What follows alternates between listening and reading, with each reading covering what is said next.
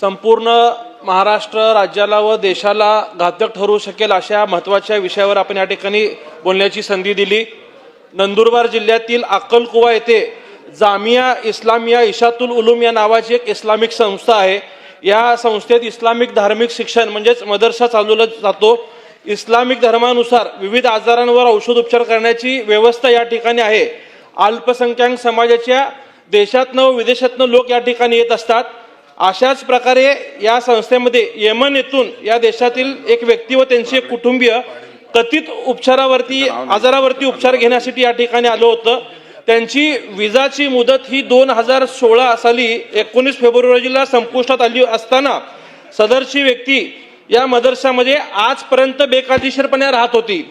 विशेष म्हणजे जामिया इस्लामिया इशातुल उलूम या संस्थेच्या मदतीने सदर येमन देशातील व्यक्तीला भारताचे ओळखपत्र जसे की आधार कार्ड असेल, पॅन कार्ड असेल, जन्म दाखला असेल, शाळा सोडलेले सगळे बनावट कागदपत्र दिलेला गंभीर प्रकार या ठिकाणी आढळून आला होता।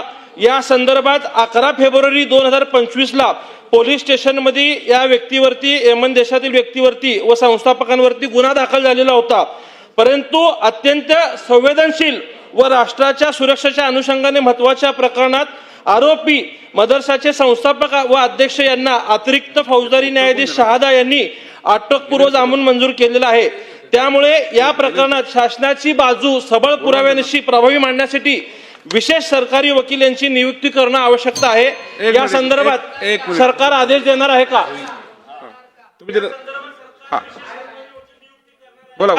या मदरशामध्ये विदेशी निधीद्वारे राष्ट्राच्या अंतर्गत बाह्य सुरक्षेला धोका पोहोचेल असे कामकाज सुरू असल्यामुळे याची मान्यता त्वरित हे सरकार रद्द करणार आहे का? त्याच अनुषंगाने आर्थिक व फौजदारी गुन्ह्याच्या कृती इस्लामी संस्थेने मान्यता रद्द करणार आहे का? या संपूर्ण प्रकरणाची चौकशी करण्यासाठी संदीप पाटील यांच्यासारखा वरिष्ठ IPS अधिकारी यांच्या विशेष चौकशी समिती म्हणजे SIT गठीत करणे गरजेचं आहे। ते हे सरकार करणार आहे का?